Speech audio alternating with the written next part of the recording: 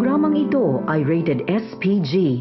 Striktong patnubay at gabay ng magulang ang kailangan. Maaaring may masiselang tema, lengguwahe, karahasan, sexual, horror o droga na hindi angkop sa mga bata.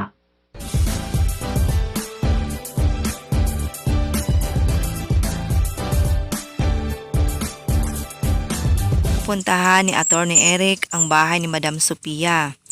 Nasurpresa ang matanda sa kanyang pagdating. Habang sila ay nag-uusap, lumapit ang nurse at sinabihan si Madam Sophia na napainom niya na ang medication ni Luisa.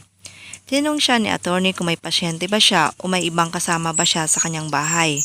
Malalaman na kaya ni Attorney Eric na buhay ang mag-ina?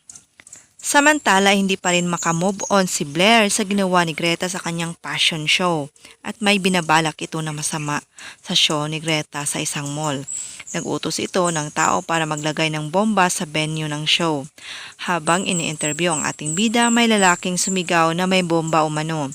Nagtakbuhan ng mga tao at ganoon na rin si Greta. Subal sa taas ng gown nito, natisod ito at natumbahan ng isang poste. Abangan natin mamaya guys kung ano ang mangyayari kay Greta. Mapapahamak kaya siya? Abangan!